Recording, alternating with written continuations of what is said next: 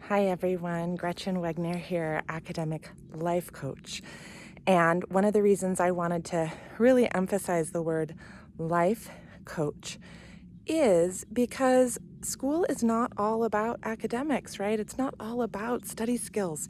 It's not all about your grades that you're getting and following instructions all the time and having teachers control your life and your world and your direction, right? Sometimes, not sometimes, all the time, students are full human beings, complex with desires and passions and insecurities, and all of that is relevant to our academic lives, which is why I like to call myself an academic life coach. So that brings me to this moment. I am hiking. It is my birthday weekend when I'm making this, and I am out enjoying the Sierra Mountains near my home. And I was just walking along this trail right here, and I realized that this is actually a fire road. It's not the actual trail. And I realized I didn't know where the trail is. And I had a moment of fear where I was like, where am I going? Am I on the right path? Am I going to get to where I want to go? Which are questions I think we all ask ourselves, especially young people, right? When we're especially in high school and the later years in high school, when you're choosing colleges or not going to college or gap year, or, like what your next steps are. And so I felt this momentary panic, and then I noticed this sign, da-da-da-da-da-da, trail, in that direction. I wonder if it looks backwards to you all or if the camera flips it.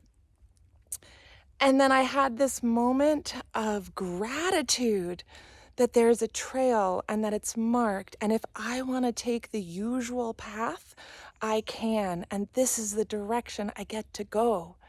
But here's the other thing, is if I don't want to take the usual path, I don't have to.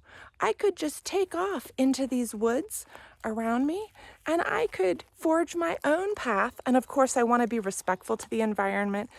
I don't want to be destructive, and I want to be respectful to myself and make sure that I always kind of know where I am and that I don't get lost. But it's up to me as to whether I want to intentionally follow the trail sign, which it turns out I do, because I want to get around this lake and I want to get back to Sweet Sally Simone, my camper van. Or if I want to have a little exploratory moment where I forge my own path. And I think too often students feel like they don't have a choice in the matter, that they are forced to follow the trail sign that includes 12 years of school and then 4 more years of college and then graduate school. And maybe that really is the right path for you. But wouldn't it be nice if you gave yourself the option to think about, if you want to, or if you feel the urge to explore other directions, maybe instead of the trail or maybe alongside the trail. Like I could go off and explore just for 10 minutes or so and then come back to the trail. And I think too often grown-ups talking to students don't let students know that you actually can follow your impulse to explore off the beaten path sometimes. So I'm curious what that would look like for you to be safe, to always make sure you know where the path is and that you're not too far from it, but to let yourself explore. I'd love to hear more about your thoughts. You can always email me at gretchen@gretchenwegner.com. I'm not so great at noticing the YouTube comments down below, but sometimes I do, but you'll always get me by email. And I'll see you next week.